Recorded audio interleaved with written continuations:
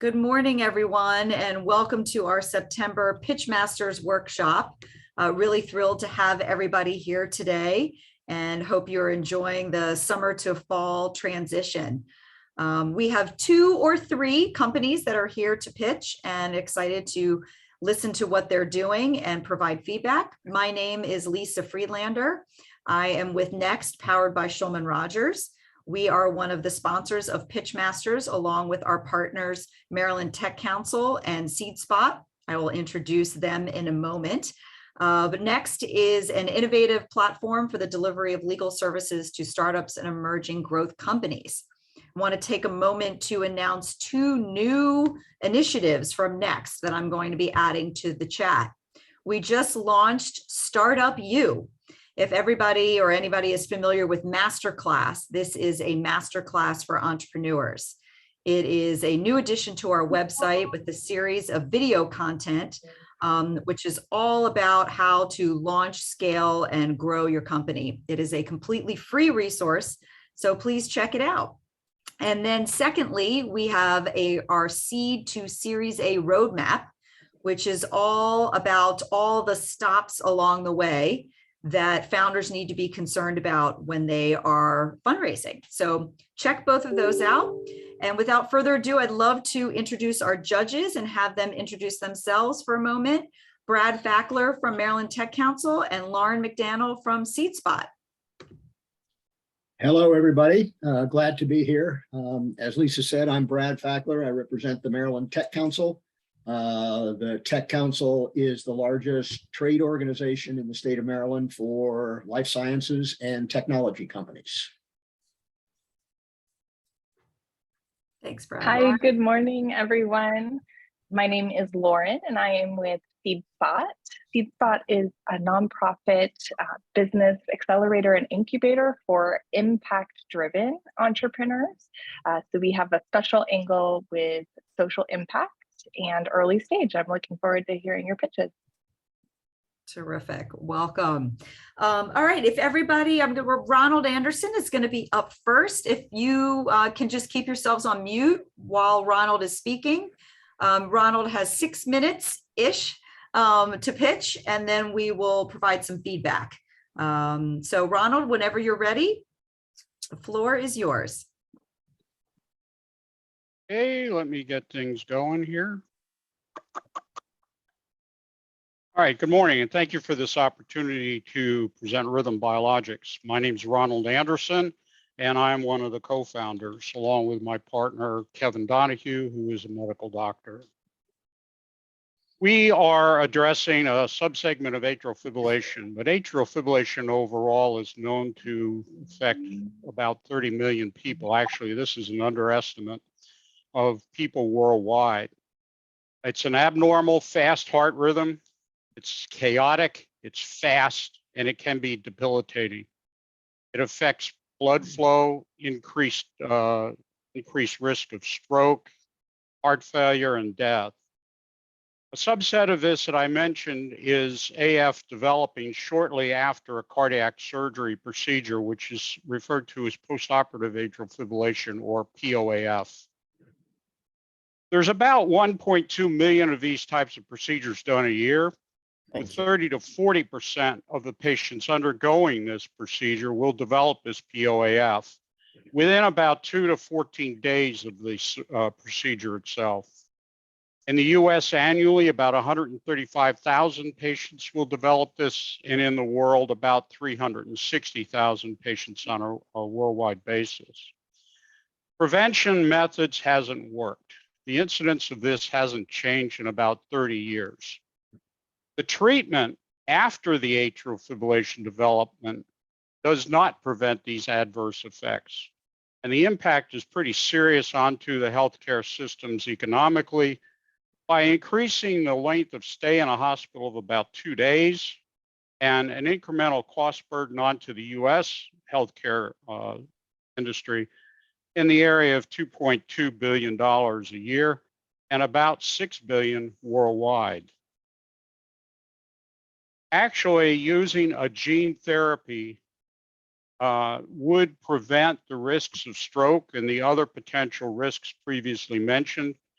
It would reduce the hospitalization length, and it would reduce the cost burdens. Preclinical study using a painting technique of this gene therapy, which my colleague refers to as alphabet soup, successfully delivers this gene to the heart. And that means it penetrates the layers of the heart. Efficacy in preventing this POAF has been shown over a 2-week period of time. This gene therapy is a temporary lasting or a short-term lasting therapy. Preclinical validation of gene painting methods has been published in peer-reviewed articles. Now, you can have the gene therapy, but you got to get it there. 2 of our approaches are connected with whether you have the chest open or whether you do what's called a less invasive procedure.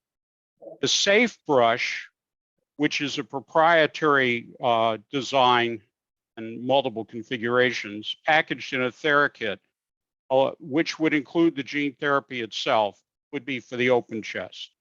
The Davis catheter system would be for what's called a less invasive procedure, and I'll address that a little bit more. And that's would be packaged in the kit. The Safe Brush for the open chest procedures, again, is a proprietary design for atrial painting of this gene therapy for what's known as CABG or coronary artery bypass procedures and open chest heart valve replacement or repair. As I mentioned, there's multiple handle designs and brush designs, and again, would be packaged inside a kit. Development is in progress with the validation for the proprietary brush ongoing. We hope to attain a Class 1 FDA approval, which is the fastest we could get this approved standalone. And we hope to integrate this into a human clinical study in a Q4 23 or Q2 24 timeframe. Here's our product development path for this. We hope in 2022 to complete our development and testing and submit for this Class 1 and gain a Class 1 approval by the end of next year. We would look to integrate this into this human study sometime in 23 to 24, and with the potential to out-license this technology without the gene therapy. In the 24 to 28 timeframe, the TheraKit itself with the brush hopefully would become part of a human phase 2 clinical study. The less invasive technology catheter is for off-pump CABG or less invasive heart valve procedures. For those of you in the medical industry, you might have heard it as a TAVR or TAVI technology or approach, and for future EP lab technologies and applications. And this is huge because what I'm talking about here is cardiac ablations. It would be packaged inside a kit, as previously mentioned. And the development and the proof of concept of this catheter system, phase 1 study has been completed, and it was partially supported by an NIH phase 1 grant. Here's the market as we see it right now. The potential market is about $6 billion, and the US sales projections with a 25% penetration of that market would make us about a $550 million organization. Here's our intellectual property map. We've recently gained a patent application issuance in the United States for our Davis catheter system. And we are in a patent pending position on our Safe Brush for targeted drug deliveries. Rhythm Biologics is a registered trademark of the company. Here's our competitive matrix. Frankly, we're ahead of everybody else because of the gene therapy potentially entering human clinical trials in Q4. And that is a parallel universe. That's not under us. That's still in an academic center. But we're developing the delivery tools. Okay. And over 100 years of experience with the two founders and our third board member, and we're seeking 2.4 million in Series A. And the use of our funds is listed here in our deliverables at that point in our previous funding.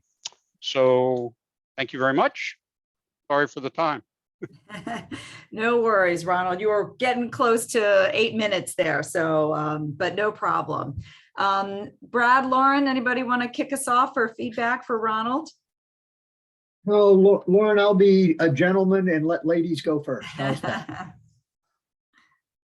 Ronald, I wanted to first start off by commending you on delivering a very technical product pitch in a way that really has the opportunity to land well with non-technical and medical people. And that is, I know, can be a really big challenge and is usually where we spend a lot of feedback on very kind of technical pitches. So you got that nailed. I especially loved the way that you put the cost in terms of things like the number of days in hospitals and you know, things that I think were really easy to grasp, the health risks, the way that you did the market sizing, I thought was excellent. I think there's an opportunity, Ronald, when you get to that turning point in the pitch where you start talking about gene therapy, I would like you to just hit me right away with, how is this different? And there's a lot of, you probably shared information about that maybe wasn't as obvious to me, but I think there's, you know, maybe an opportunity right up in that first transition to say, here's gene therapy, here's, you know, how it's different.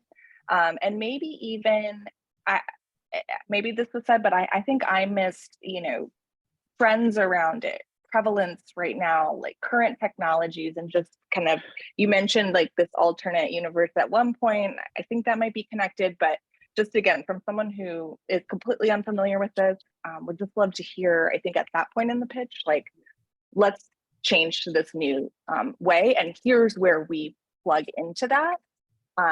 And specifically, you know, what do you sell in this? I got the fact as we went through that it was the brush and the catheter version. I think I was a little confused at first with the photo, which was great. I love the photo, but like, is it what's being painted? So just again, an extra layer of little clarity there. And are there going to be any like opportunities for partnerships? Who specifically do you sell to? But overall, excellent job. I think this is a fantastic pitch and a great product. Thanks, Lauren. Thank you. And I agree with a lot that Lauren said. I think starting out with the number of patients and then what the economic burden is to hospitals, I think that's very strong. That's very positive. Just a question here. Have you considered orphan status for this? Because I think that number of patients may qualify you for that, which may give you advantage in the development process.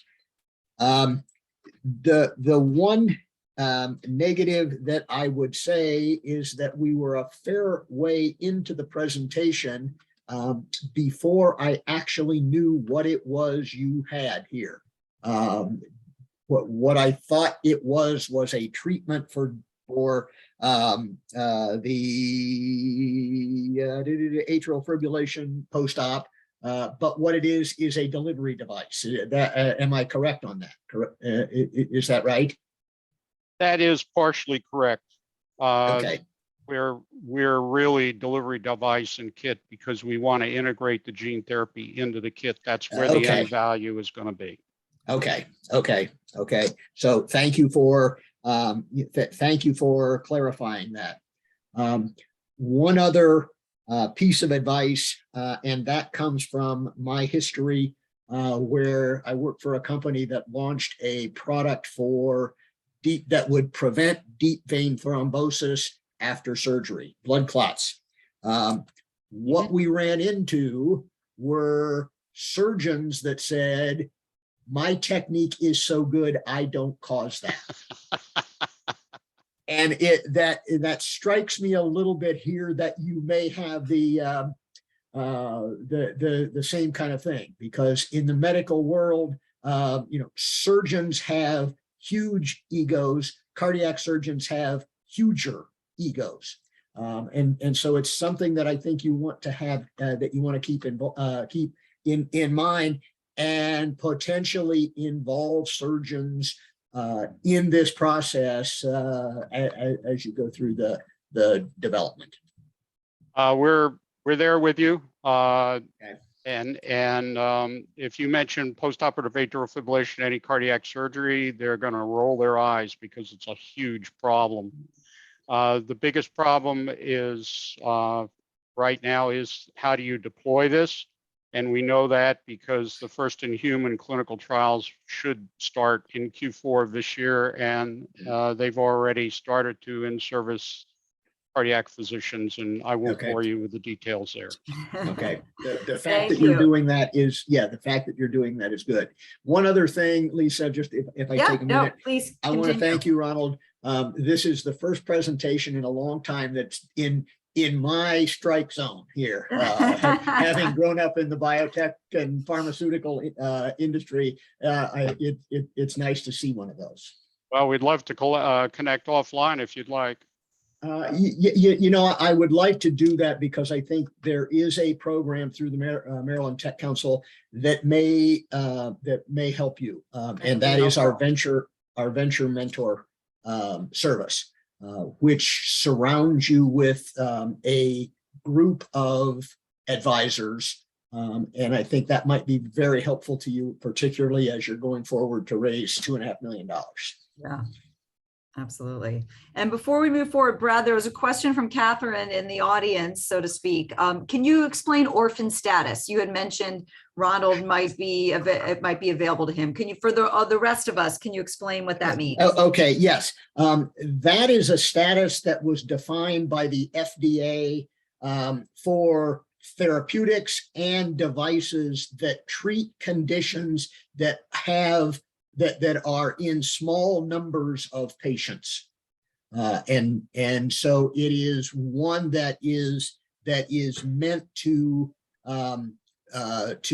help the companies move forward with these technologies that treat diseases that have small numbers of patients. Got it. Great. Thank you for explaining that. And Ronald, just to sort of round out the comments and the feedback, I think it's been said already, but I want to put an exclamation point on that, which is, at first I thought your company was the actual gene therapy. And then I realized, okay, it's not the gene therapy, it's the device to successfully apply the gene therapy. At first I thought, and I'm still confused, that the brush and the catheter were two ways of painting, doing the same thing. But then in a couple slides later, it seemed like the catheter might be for a different procedure altogether. So just to sort of reiterate, as you're going through, to be overly clear in terms of what the product is, how it's going to be used, how it's going to change or alter, the current landscape. And then finally, for me, my biggest, second biggest issue with hearing biotech pitches as a non-technical person, I totally agree with Lauren. I think you did a really outstanding job of not getting too deep in the weeds and keeping us all abreast of what it was. But the second piece is, everybody who is pitching sort of in this field tends to stop at the FDA approval piece. All the things that you're doing to get us through until we can go to market, and then leaves off what I think is equally important, if not, I could argue more important, which is, okay, how do we go to market? What do we do once we have all the approvals and tests and, have all come back with great data and we're ready to go? So, I would just spend a little bit of time talking about the go-to-market strategy. And that's really for everybody. It seems that often is not included. in a technical or medical or, biotech pitch. So. Well, that's my wheelhouse because I've launched worldwide some major medical products. Yes. But the problem for me would be condensing everything and great advice into my 6 minutes, which I more than took up. And we've got about 100-page business plan. Yeah, of course. So, And that's always the challenge. And look, sometimes you'll have 3 minutes. So, Inez LeBeau, who's not with us today, but does this for the Connectpreneur events, always likes to say your pitch is the trailer to the movie, right? And if your movie is like this really long documentary, you're still not going to be able to get everything in the trailer. The idea is just to get us hooked and interested so that we want to go see the movie. So hopefully that's a little helpful. But thank you, Ronald. That was really job well done. And Ronald, all right. Ronald, I put my email address in the chat, and I invite you to contact me for a discussion about the venture mentoring service. Okay, terrific. Perfect. Thank you. Thanks, Brad. Thank you, Ronald. All right, Renata, I'm going to hit pause.